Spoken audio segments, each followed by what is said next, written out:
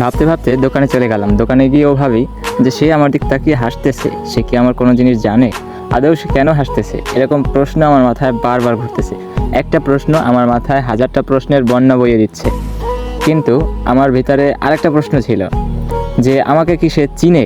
ঠিক আছে, তার হাসির মাধ্যমে অনেক কিছু বোঝা যাচ্ছে। সে কি আমাকে আদৌ চিনে?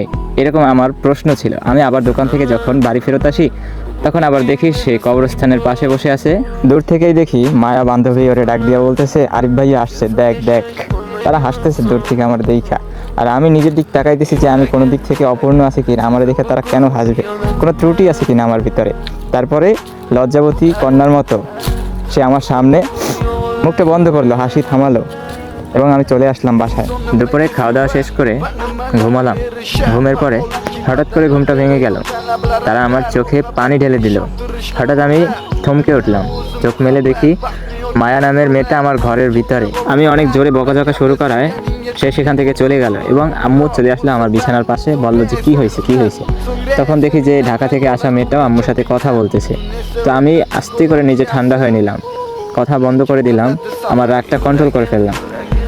তখন মা বলল যে ওরা একটু দুষ্টামি করছে, তুই যা দোকানে যা।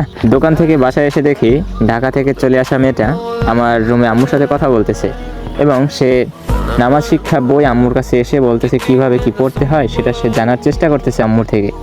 তো আমি ঘরে ওঠার পর সেই মেয়েটা ঘর থেকে নেমে পড়লো এবং আমি আম্মুকে জিজ্ঞাসা করলাম, মা এই মেয়েটা ওই ঘরে আসে নতুন?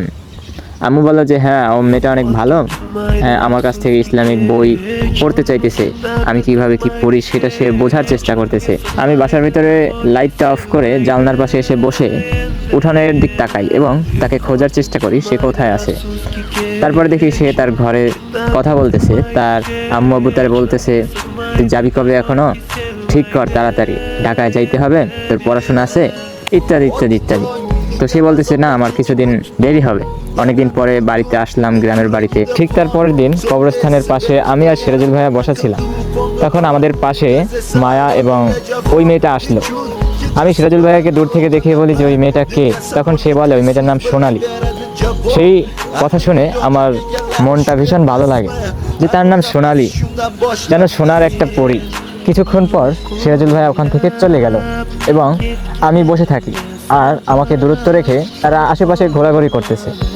হঠাৎ মায়া এবং সোনালি আমার সামনে এসে আমাকে জিজ্ঞাসা করতেছে যে আপনি এরকম একা একা বসে থাকেন, আপনার কষ্টটা আসলে কি? আপনার চোখ সবসময় লাল থাকে কিন্তু কেন? মায়ার এমন প্রশ্ন শুনে আমি মুচকি হেসে বললাম, আমিও কাউকে ভালোবাসতাম কিন্তু এখন আর সে আমার জীবনে নাই। এটা শুনে সে বলতেছে, থাক থাক, মন খারাপ করা লাগবে না। সোনালি আবার বলতেছে, আরে বলুক, তুই থাম।